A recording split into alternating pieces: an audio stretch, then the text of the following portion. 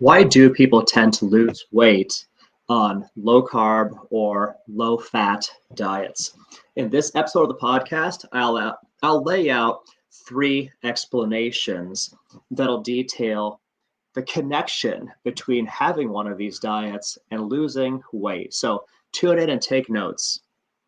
Welcome to the CrossFit Edwardsville Community Podcast, where we hear and learn from our coaches, CrossFitters, and Glen Ed community leaders. Now, here are your hosts, Dallas and Greg. What's up, guys? I'm Coach G, one of the coaching team here at CrossFit Edwardsville. And in our line of work here at CrossFit Edwardsville, so many people come to us with aspirations of losing weight or cutting body fat. And we've been able to observe behavioral trends and correlations and connections behind certain activities, certain dietary approaches, and people who succeed tremendously with losing weight or cutting body fat and those who don't.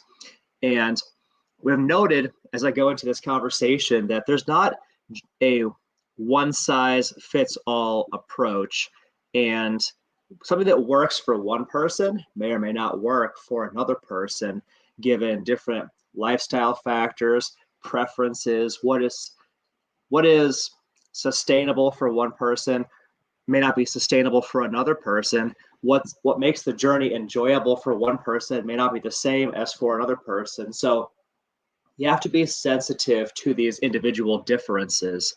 But as we go to this conversation about reasons why low fat or low carb diets might be effective ways of losing weight or cutting body fat, there are definitely some general high level truisms. There are some principles that seem to be universally true for almost everyone.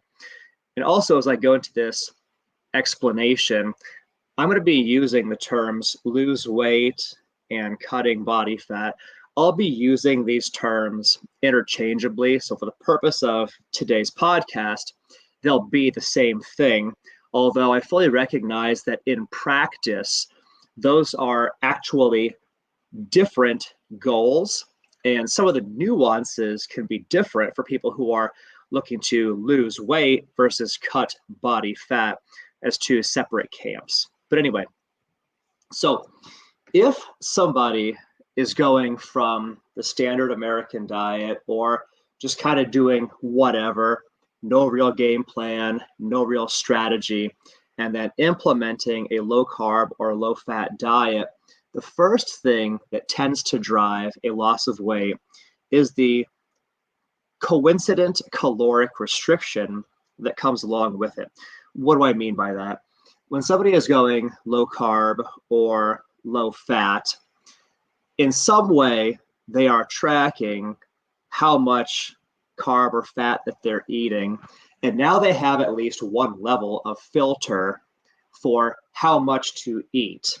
And when they do that, and in fact, anytime somebody begins actively tracking the foods that they eat, the things that they drink in, that may be on pen and paper or in an app, but when they're tracking what they eat and drink, or when they have a goal of consuming less of those things, there's an immediate increase in their virtuosity, there's an immediate improvement in their food choice behavior. When they're more mindful, more thoughtful about the foods that they eat, they, as a coincidence or as a direct outcome, will consume less. And that either intentional or unintentional caloric restriction is one of the key ingredients that leads to a loss of body fat or a loss of weight. Because when they're on a low carb or low fat diet, they are probably eating less than they were before starting that diet. And as a result, there's a caloric restriction effect that kicks in, and that can drive it. That's the first one. The second reason why low carb or low fat diets might drive a loss of weight or a loss of body fat is that I believe there is a certain kind of satiety filtration. People will begin to choose foods that are more likely to help them to stay full. Satiety, the sense of having fullness, feeling satiated, feeling satisfied by the foods that you eat, is a massively, massively important driver of human behavior. And not just human behavior, animal behavior in general. People are very motivated by trying to feel a sense of fullness from the foods that they eat. And as such, if you are on a low carb or low fat diet, you begin to be more selective in the foods that you will eat or won't eat, given that some of them will lead you to a sense of fullness, satiety, feeling satisfied by your meal more than others. A simple example of this is choosing vegetables or some fruits as your source of carbohydrate versus something highly processed or refined like macaroni or some kind of pasta, a highly refined or highly processed carbohydrate. People will notice there's an immediate connection between these certain fruits, or these certain foods, I should say, vegetables, for example, are more filling for longer. I get a sense of satiety for longer. And so in the pursuit of wanting to feel full and satisfied by my food as I am on this diet, people will begin to make different food choices. And oftentimes those are better food choices. And those better food choices also drive weight loss or body fat cutting. You're eating better foods more often because you recognize that you feel better when you eat them. So there's an element of filtration, or people will bias their eating in a better direction if they are in a low carb or low fat diet. So that's point number 2. And point number 3, a third reason, not the only ones, these are not the only reasons. Number 1 was there's a caloric restriction that goes with it. Number 2, satiety filtration, or selection of foods based on satiety goals. And third is a correlation effect. And what I mean by that is most people, if they pursue having a healthier body, making positive changes in their body, there's a good chance they're not just eating better or eating in a purposeful, intentional, thoughtful way.